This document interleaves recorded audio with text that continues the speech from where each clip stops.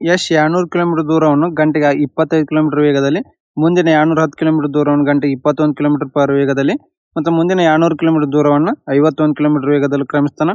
ಹಾಗಾದರೆ ಇಡೀ ಪ್ರಯಾಣಿಕವನ್ನು ಸರಾಸರಿ ವೇಗ ಎಷ್ಟು ಅಂತ ಕೇಳಿದ್ರೆ ಇಲ್ಲಿ ನೋಡಿ, ಸರಾಸರಿ ವೇಗ ಫಾರ್ಮುಲಾ ಏನಾಗುತ್ತೆ, ಸರಾಸರಿ ವೇಗ ಇಜುಕೊಟ್ಟು ಒಟ್ಟು ದೂರ ಡಿವೈಡೆಡ್ ಬೈ ಒಟ್ಟು ಸಮಯ ಆಗುತ್ತೆ. ನೋಡ್ರಿ, ಒಟ್ಟು ಸಮಯ ಏನಾಗುತ್ತೆ ಇಲ್ಲಿ ಮೊದಲಕ್ಕೆ 200 ಕಿಲೋಮೀಟರ್ ಎಷ್ಟು 25 ಕಿಲೋಮೀಟರ್ ಪರ್ ಅವರ್ ಅಂದ್ರೆ 8 ಅವರ್ ಅಂತಾನೆ. ಆಮೇಲೆ ಎರಡನೇ ಟೈಮ್ ಏನು ಅಂತಂದ್ರೆ 210 ಕಿಲೋಮೀಟರ್ 21 ಕಿಲೋಮೀಟರ್ ಪರ್ ಅವರ್ ಅಂದ್ರೆ 10 ಅವರ್ ಅಂತಾನೆ. ಆಮೇಲೆ ಮೂರನೇ ಸಲ ಎಷ್ಟು ಅಂತಂದ್ರೆ ಇಲ್ಲಿ 204 ಕಿಲೋಮೀಟರ್ನ 51 ಕಿಲೋಮೀಟರ್ ಪರ್ ಅವರ್ 4 ಅವರ್ ಅಂತಾನೆ.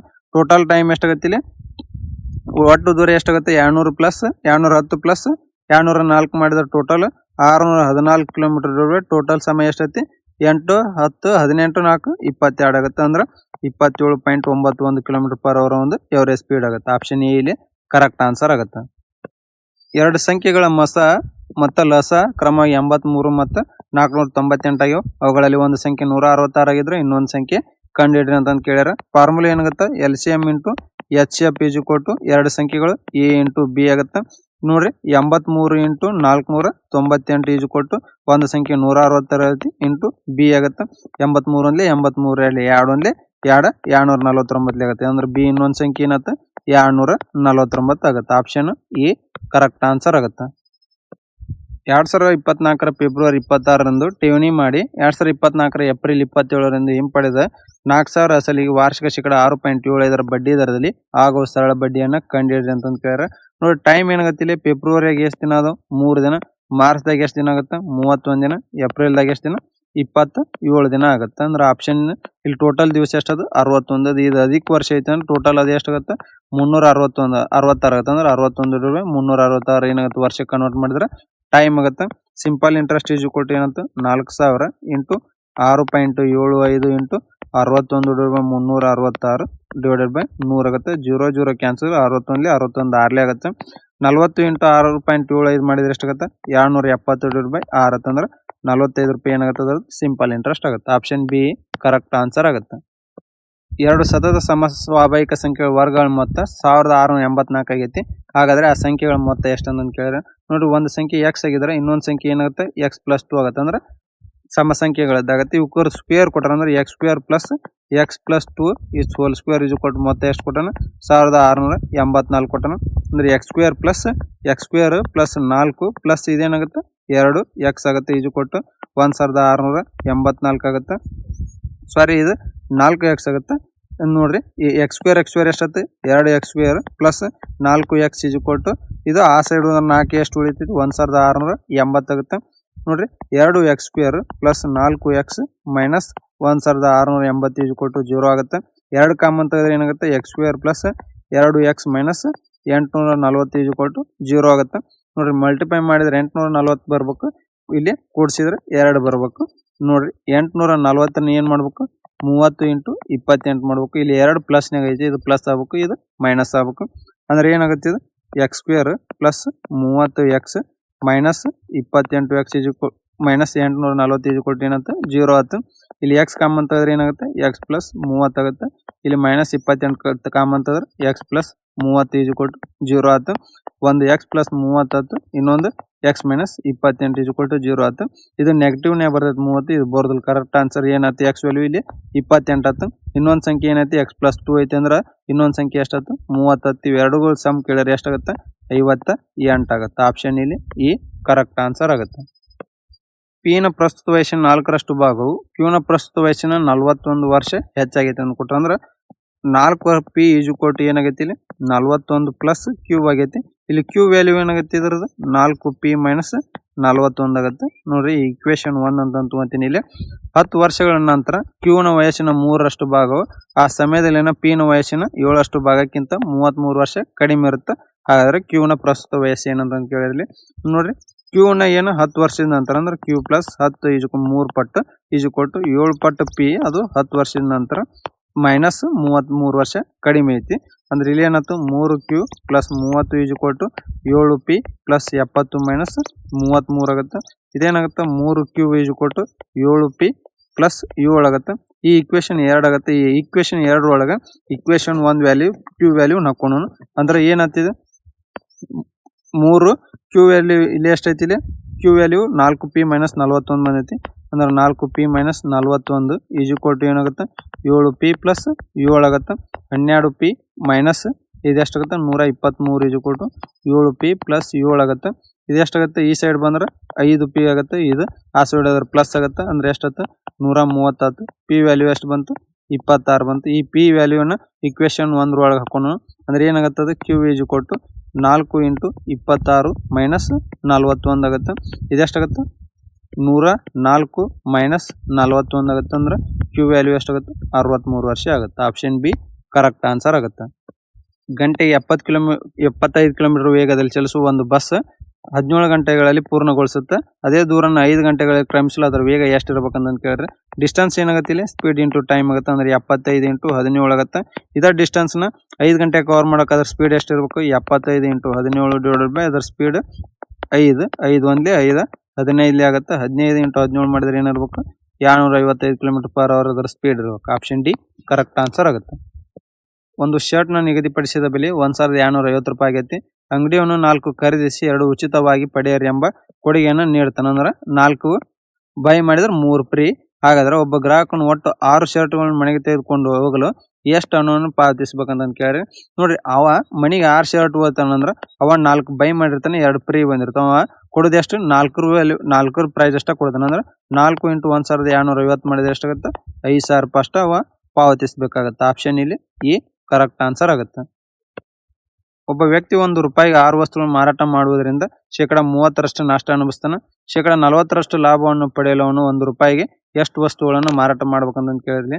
ನೋಡ್ರಿ, ನಾನು formula Q1 quality 1 is equal to selling price 1% is equal to quality 2 into selling price 2% ಆಗುತ್ತೆ. ನೋಡ್ರಿ, ಒಂದಕ್ಕೆ ಎಷ್ಟು ಅದಾವು ಐಟಮ್ 6 ಅದಾವು ಇಂಟು ಸೆಲ್ಲಿಂಗ್ ಪ್ರೈಸ್ ಏನಾಗುತ್ತೆ 30% ನಷ್ಟಕ್ಕೆ ಮಾರ 100 ಮೈನಸ್ 30 ಈಸ್ ಈಕ್ವಲ್ ಟು ಎರಡನೇ ಕ್ವಾಲಿಟಿ 2 ಇಂಟು ಅದನ್ನ 40% ಪ್ರಾಫಿಟ್ ಮಾರೇನಂದ್ರೆ ಏನಾಗುತ್ತದೆ 100 ಪ್ಲಸ್ 40 ಆಗುತ್ತೆ. ಏನಂತಿದೆ 6 ಇಂಟು 70 ಈಸ್ ಈಕ್ವಲ್ ಟು ಇಲ್ಲಿ Q2 ಇಂಟು 140 ಆಗುತ್ತೆ.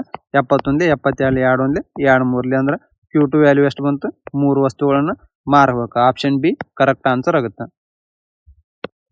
ಒಂದು ನಿಗದಿತ ಬೆಲೆಯ ಮೇಲೆ ಶೇಕಡ 40ರಷ್ಟು ಒಂದೇ ರಿಯಾಯಿತಿ ಮತ್ತು ಶೇಕಡ 15 ಮತ್ತು 20ರಷ್ಟು 2 ಸತತ ರಿಯಾಯಿತಿಗಳೊಂದಿಗೆ ಮಾರಾಟ ಮಾಡುವ ಬೆಲೆಗಳ ನಡುವಿನ ವ್ಯತ್ಯಾಸ 400 ರೂಪಾಯಿ ಐತಿ. ಆ ವಸ್ತುವಿನ ನಿಗದಿತ ಬೆಲೆ ಕಂಡುಹಿಡಿರಿ ಅಂತ ಕೇಳಿದ್ರೆ ನೋಡಿ, ಇಲ್ಲಿ ಒಂದು ಡಿಸ್ಕೌಂಟ್ ಎಷ್ಟು ಐತಿ ಇಲ್ಲಿ 40% ಐತಿ.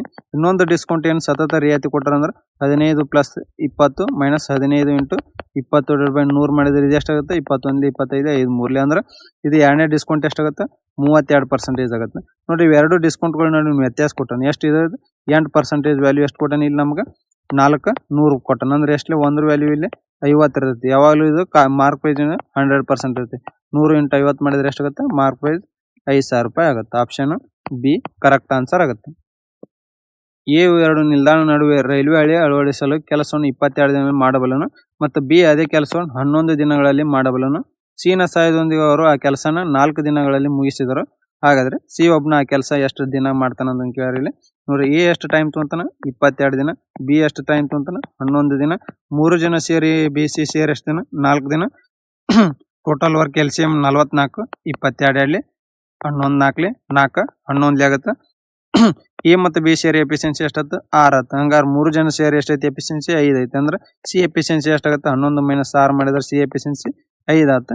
ಸಿ ತೆಗೆದುಕೊಳ್ಳೋ ಟೈಮ್ ಏನಾಗುತ್ತೆ 44/5 ದಿನ ಆಗುತ್ತೆ. ಆಪ್ಷನ್ ಈ ಕರೆಕ್ಟ್ ಆನ್ಸರ್ ಆಗುತ್ತೆ. 3 sin square theta plus 7 cos square theta is equal to 4 ಐತಿ.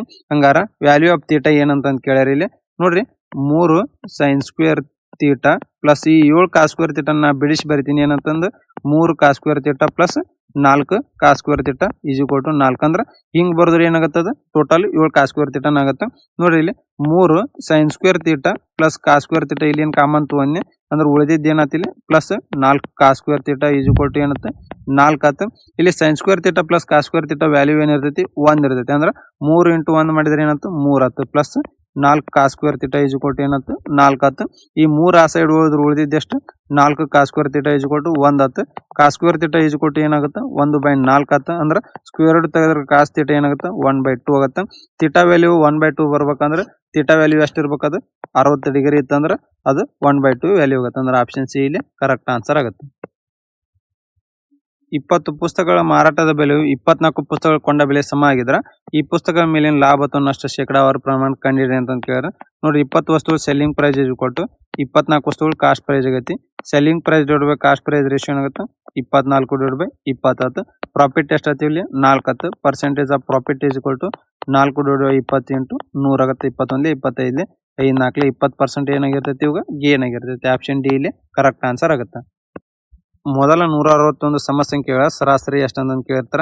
ಇದೇನಾಗುತ್ತೆ ಅಂದ್ರೆ n+1 ಫಾರ್ಮುಲಾ ಆಗುತ್ತೆ. ಅಂದ್ರೆ 161 ಪ್ಲಸ್ 1 ಮಾಡಿದ್ವಿ ಅಂದ್ರೆ 162 ಆಗುತ್ತೆ. ಆಪ್ಷನ್ ಇಲ್ಲಿ ಡಿ ಕರೆಕ್ಟ್ ಆನ್ಸರ್ ಆಗುತ್ತೆ. ಸಪ್ನಾ ಎಂಬುವರು 21,300 ಹಣವನ್ನು ಸರಳ ಬಡ್ಡಿಗೆ ಸ್ವಲ್ಪ ಭಾಗವನ್ನು ವಾರ್ಷಿಕ ಶೇಕಡ 14 ದರದಲ್ಲಿ ಮತ್ತು ಉಳಿದ ಭಾಗವನ್ನು ವಾರ್ಷಿಕ ಶೇಕಡ 11 ದರದಲ್ಲಿ ಹೂಡಿಕೆ ಮಾಡ್ತಾರೆ. 3 ವರ್ಷಗಳ ನಂತರ ಎರಡೂ ಹೂಡಿಕೆಗಳಿಂದ ಅವರಿಗೆ ಸಮಾನ ಬಡ್ಡಿ ದೊರೆತರೆ ವಾರ್ಷಿಕ ಶೇಕಡ 14 ದರದಲ್ಲಿ ಹೂಡಿಕೆ ಮಾಡಿದ ಮೊತ್ತ ಎಷ್ಟಂತ ಕೇಳ್ಯಾರ. ಇಲ್ಲಿ ನೋಡ್ರಿ ಪ್ರಿನ್ಸಿಪಲ್ ಇದ್ರದ್ದು ಎಕ್ಸ್ ಅಂತ ತೊಗೊಂತೀನಿ. ಟೈಮ್ ಎಷ್ಟು ವರ್ಷ 3 ವರ್ಷ.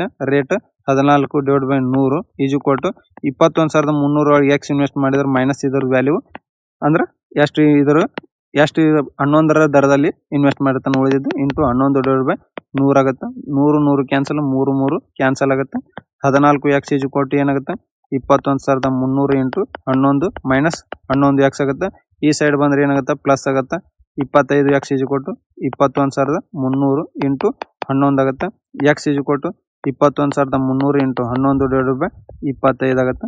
ಇದು ಎಷ್ಟಾಗುತ್ತೆ ಇದ್ರ ವ್ಯಾಲ್ಯೂ ಇಲ್ಲಿ 9,372 ರೂಪಾಯಿ ಎಕ್ಸ್ ವ್ಯಾಲ್ಯೂ ಆಗುತ್ತೆ. ಅಂದ್ರೆ 14% ಒಳಗೆ 9,372 ರೂಪಾಯಿ ಇನ್ವೆಸ್ಟ್ ಮಾಡಿ. ಆಪ್ಷನ್ ಡಿ ಕರೆಕ್ಟ್ ಆನ್ಸರ್ ಆಗುತ್ತೆ. ಒಂದು ಸಂಖ್ಯೆಯನ್ನು ಶೇಕಡ 70ರಷ್ಟು ಹೆಚ್ಚಿಸಿದಾಗ ಅದು 3,230 ರೂಪಾಯಿ ಆಗುತ್ತೆ. ಹಾಗಾದ್ರೆ ಆ ಸಂಖ್ಯೆ ಯಾವ್ದಂತ ಕೇಳಿದ್ರೆ ನೋಡ್ರಿ ಆ ಸಂಖ್ಯೆ 100 ಇತ್ತು 70% ಜಾಸ್ತಿ ಆಗೈತೆ ಅಂದ್ರೆ ಏನಾಗುತ್ತೆ 170 ಆಗುತ್ತೆ. ಈ 170 ವ್ಯಾಲ್ಯೂ ಎಷ್ಟೈತಿ 3,230 ಐತಿ. ಅಂದ್ರೆ ಇಂಟು 19 ಆಗೈತಿ. ಇಂಟು 19 ಮಾಡಿದ್ರೆ ಎಷ್ಟಾಗುತ್ತೆ ಆ ಸಂಖ್ಯೆ 1,900 ಆಗುತ್ತೆ. ಆಪ್ಷನ್ ಬಿ ಕರೆಕ್ಟ್ ಆನ್ಸರ್ ಆಗುತ್ತೆ. ಪೈಪ್ ಪಿ ಯು ಒಂದು ತೊಟ್ಟಿ 7/9 ಭಾಗವನ್ನು 14 ಗಂಟೆಗಳಲ್ಲಿ ತುಂಬಬಲ್ಲದು ಅಂತ ಕೊಟ್ಟಾರ. ನೋಡ್ರಿ ಪಿ ಏನ್ ಮಾಡ್ತೈತಿ 7/9 ಭಾಗನ ಎಷ್ಟು ಟೈಮ್ ತೊಗೊಂತೈತಿ 14 ಗಂಟೆ ತೊಗೊಂತೈತಿ. ಅಂದ್ರೆ 7 1 7 2 14 ಫುಲ್ ಅದನ್ನ ಕೆಲಸ ಮಾಡಕ್ಕೆ ಅದೆಷ್ಟು ಟೈಮ್ ತೊಗೊಂತೈತಿ 18 ಗಂಟೆ ತೊಗೊಂತೈತಿ. ಮತ್ತೆ ಕ್ಯೂ ಅದೇ ತೊಟ್ಟಿ 5/9 ಭಾಗನ 20 ಗಂಟೆಗಳಲ್ಲಿ ತುಂಬಬಲ್ಲದು. ಅಂದ್ರೆ ಕ್ಯೂ ಎಷ್ಟು ಟೈಮ್ ತೊಗೊಂತೈತಿ ಅದು 5/9 ಭಾಗನ ತುಂಬಕ್ಕೆ 20 ಗಂಟೆ ತೊಗೊಂತೈತಿ. ಅಂದ್ರೆ ಫುಲ್ ಟೈಮ್ ಕೆಲಸ ಮಾಡಕ್ಕೆ ಅದು ಎಷ್ಟು ತೊಗೊಂತೈತಿ 36 ಗಂಟೆ ತೊಗೊಂತೈತಿ. ಪಿ ಮತ್ತು ಕ್ಯೂ 2 ಗಂಟೆಗಳ ಕಾಲ ತೆರೆದಿಟ್ಟು ನಂತರ 2 ಮುಚ್ಚಲಾಗುತ್ತೆ. ಬಳಿಕ 6 ಮಾತ್ರ ತೆರೆಯಲಾಗುತ್ತೆ. ಮತ್ತು ಅದು ತೊಟ್ಟಿಯಲ್ಲಿರುವ ನೀರನ್ನು 6 ಗಂಟೆಗಳಲ್ಲಿ ಖಾಲಿ ಮಾಡುತ್ತಾ. ಹಾಗಾದ್ರೆ ಪಿ ಕ್ಯೂ ಆರ್ ಪೈಪ್ ಒಟ್ಟಿಗೆ ತೆರೆದ ಖಾಲಿ ಇರುವ ತೊಟ್ಟಿ ಸಮಯ ತುಂಬಕ್ಕೆ ಎಷ್ಟು ಟೈಮ್ ಬೇಕಂತ ಕೇಳಿರಲಿ. ಟೋಟಲ್ ವರ್ಕ್ ಏನಾಗುತ್ತೆ 36 ಆಗುತ್ತೆ. 18 2 36 ಒಂದೇ ಆಗುತ್ತೆ. ನೋಡ್ರಿ ಎರಡರದ್ದು ಎಫಿಷಿಯನ್ಸಿ ಎಷ್ಟಾಯ್ತು 2 1 ಆಯ್ತು. ಟೋಟಲ್ ಎಷ್ಟಾಗುತ್ತೆ ಇದು 3 ಆಗುತ್ತೆ. ಇದನ್ನ ಎಷ್ಟು ಟೈಮ್ ತೆಗೆದಾರ 2 ಗಂಟೆ ತೆಗೆದಾರ. ಅಂದ್ರೆ ಟೋಟಲ್ ವರ್ಕ್ ಅವ್ರು ಮಾಡಿದ್ದು ಎಷ್ಟಾಗುತ್ತೆ 6 ವರ್ಕ್ ಮಾಡ್ತಾರೆ. ಈ 6 ವರ್ಕ್ನ 6 ಗಂಟೆ ಒಳಗೆ ಖಾಲಿ ಮಾಡ್ತೈತೆ. ಅಂದ್ರೆ 6 ಎಫಿಷಿಯನ್ಸಿ ಏನಾಗುತ್ತೆ ಇಲ್ಲಿ 6 ವರ್ಕ್ ಡಿವೈಡ್ ಬೈ 6 ಅಂದ್ರೆ ಒಂದು ಏನಾಯ್ತು ಎಫಿಷಿಯನ್ಸಿ 6 ಎಫಿಷಿಯನ್ಸಿ ಆಯ್ತು. 3 ಜನ ತೆಗೆದಾರ ಅಂದ್ರೆ ಅದು ಟೈಮ್ ಎಷ್ಟು ಅನ್ನುತ್ತಂತ ಕೇಳ್ಯಾರ. ಇಲ್ಲಿ ಟೋಟಲ್ ವರ್ಕ್ ಎಷ್ಟೈತಿ 36 ಐತಿ. ಇಲ್ಲಿ ಪಿ ತುಂಬು ಟ್ಯಾಂಕ್ ಅಂದ್ರೆ ಪ್ಲಸ್ ಕ್ಯೂ ತುಂಬು ಟ್ಯಾಂಕ್ ಪ್ಲಸ್ ಇಲ್ಲಿ 6 ಖಾಲಿ ಮಾಡೋ ಟ್ಯಾಂಕ್ ಐತಿ -1 ಆಗುತ್ತೆ. -1 + 1 ಕ್ಯಾನ್ಸಲ್ ಆಗುತ್ತೆ. 36 ಡಿವೈಡ್ ಬೈ 2 ಆದ್ರೆ 18 ಗಂಟೆಗಳಲ್ಲಿ ಅದು ತುಂಬುತ್ತೆ. ಆಪ್ಷನ್ ಎ ಇಲ್ಲಿ ಕರೆಕ್ಟ್ ಆನ್ಸರ್ ಆಗುತ್ತೆ. ಸ್ನೇಹ ಯಶ್ ಮತ್ತು ರೋಹನ್ ಒಂದು ವ್ಯಾಪಾರವನ್ನು ಪ್ರಾರಂಭಿಸಲು ಕ್ರಮವಾಗಿ 1,090, 1,170 ಮತ್ತು 1,340 ರೂಪಾಯಿ ಹೂಡಿಕೆ ಮಾಡ್ತಾರೆ. ವರ್ಷದ ಕೊನೆಯಲ್ಲಿ ಬಂದ ಒಟ್ಟು ಲಾಭ 1,620 ರೂಪಾಯಿ ಆಗಿದ್ರೆ ಆ ಲಾಭದಲ್ಲಿ ರೋಹನ್ ಪಾಲು ಎಷ್ಟು ಅಂತ ಕೇಳಿದ್ವಿ. ನೋಡ್ರಿ ಸ್ನೇಹ ಯಶ್ ಮತ್ತು ರೋಹನ್ ಇನ್ವೆಸ್ಟ್ಮೆಂಟ್ ಮತ್ತು ಪ್ರಾಫಿಟ್ ರೇಷಿಯೋ ಇದು ಸೇಮ್ ಆಗುತ್ತೆ. 1,090 ಇವ್ರದ್ದು 1,170 ಇವ್ರದ್ದು 1,340 ಆಗುತ್ತೆ. 0 0 0 ಕ್ಯಾನ್ಸಲ್ ಮಾಡೋಣ. ಇಲ್ಲಿ ಪ್ರಾಫಿಟ್ ಟೋಟಲ್ ಎಷ್ಟಾಗುತ್ತೆ ಇದು 357 ರೂಪಾಯಿ ಆಗುತ್ತೆ. ನಮ್ಗೆ ಯಾರು ಕೇಳ್ಯಾರಲ್ಲಿ ರೋಹನ್ ಪಾಲ್ ಕೇಳ್ಯಾರ 134 ಡಿವೈಡ್ ಬೈ 357 ಇಂಟು ಎಷ್ಟಾಗುತ್ತೆ ಇದು 1,620 ಆಗುತ್ತೆ. 357 ಅಂದ್ರೆ 357 4.5 ಆಗುತ್ತೆ. ಅಂದ್ರೆ 603 ರೂಪಾಯಿ ರೋಹನ್ ಪಾಲ್ ಆಗುತ್ತೆ. ಆಪ್ಷನ್ ಸಿ ಕರೆಕ್ಟ್ ಆನ್ಸರ್ ಆಗುತ್ತೆ. ಸಿಲಿಂಡರ್ನ ಎತ್ತರ ಮತ್ತು ತ್ರಿಜ್ಯ ಕ್ರಮವಾಗಿ 7 ಸೆಂಟಿಮೀಟರ್ ಮತ್ತು 3 ಸೆಂಟಿಮೀಟರ್ ಆಗಿದ್ರೆ ಅದರ ಘನಫಲವನ್ನು ಕಂಡುಹಿಡಿಯಿರಿ ಅಂತ ಕೇಳ್ಯಾರ. ವಾಲ್ಯೂಮ್ ಫಾರ್ಮುಲಾ ಏನಾಗುತ್ತೆ ಇದ್ರದ್ದು πr² ಹೆಚ್ಚಾಗುತ್ತೆ. ಇಲ್ಲಿ ಪೈ ವ್ಯಾಲ್ಯೂ ಏನಾಯ್ತು 3.14 ಆಯ್ತು. ಆರ್ ವ್ಯಾಲ್ಯೂ ಎಷ್ಟು ಕೊಟ್ಟಾನ ಇಲ್ಲಿ 3 ಕೊಟ್ಟಾನ. ಅಂದ್ರೆ 3 3 9 ಆಯ್ತು. ಹೈಟ್ 7 ಕೊಟ್ಟಾನ. 7 9 63 ಇಂಟು 3.14 ಮಾಡಿದ್ರೆ ಎಷ್ಟಾಗುತ್ತೆ 197.82 ಬರ್ತೈತೆ. ಆಪ್ಷನ್ ಈ ಕರೆಕ್ಟ್ ಆನ್ಸರ್ ಆಗುತ್ತೆ. ಶಿವಮ್ ತನ್ನ ಮಾರಾಟ ಮೊತ್ತದ ಮೊದಲ ವರ್ಷದಲ್ಲಿ 4% ಮತ್ತು 2ನೇ ವರ್ಷ 25% ಹೆಚ್ಚಳವನ್ನು ಪಡೆದನು. ಇದರೊಂದಿಗೆ ಅವನ ಪ್ರಸ್ತುತ ಮಾರಾಟವು 1,40,400 ಆಗಿದ್ರೆ 2 ವರ್ಷಗಳ ಹಿಂದೆ ಅವನ ಮಾರಾಟ ಎಷ್ಟಿತ್ತು ಅಂತ ಕೇಳ್ಯಾರ. ನೋಡಿ 2 ವರ್ಷದಿಂದ ಅವ್ನ ಅಮೌಂಟ್ ಎಕ್ಸ್ ಐತೆ ಅಂತ ತೊಗೊಂಡಿದ್ವಿ. ಮಲ್ಲಕ 4% ಜಾಸ್ತಿ ಆಗೈತೆ ಅಂದ್ರೆ ಏನಾಗುತ್ತೆ 104 100 ಆಗುತ್ತೆ. ಆಮೇಲೆ 25% ಏನಾಗುತ್ತೆ 25% ಫ್ರಾಕ್ಷನ್ ಏನಾಗುತ್ತೆ 1/4 ಆಗುತ್ತೆ. ಜಾಸ್ತಿ ಆಗೈತೆ ಅಂದ್ರೆ 5/4 ಈಜು ಕೊಟ್ಟು ವ್ಯಾಲ್ಯೂ ಎಷ್ಟು ಆಗೈತಿ 1,40,400 ಆಗೈತಿ. ನೋಡ್ರಿ ಇಲ್ಲಿ 5 1 5 20 ಆಗುತ್ತೆ. 4 1 4 26 ಆಗುತ್ತೆ. 26 1 26 5,400 ಆಗುತ್ತೆ. ಎಕ್ಸ್ ಈಜು ಕೊಟ್ಟು ಏನಾಗುತ್ತೆ 5,400 ಇಂಟು 20 ಮಾಡಿದ್ರೆ 1,08,000 ಆಗುತ್ತೆ. ಆಪ್ಷನ್ ಇಲ್ಲಿ ಸಿ ಕರೆಕ್ಟ್ ಆನ್ಸರ್ ಆಗುತ್ತೆ.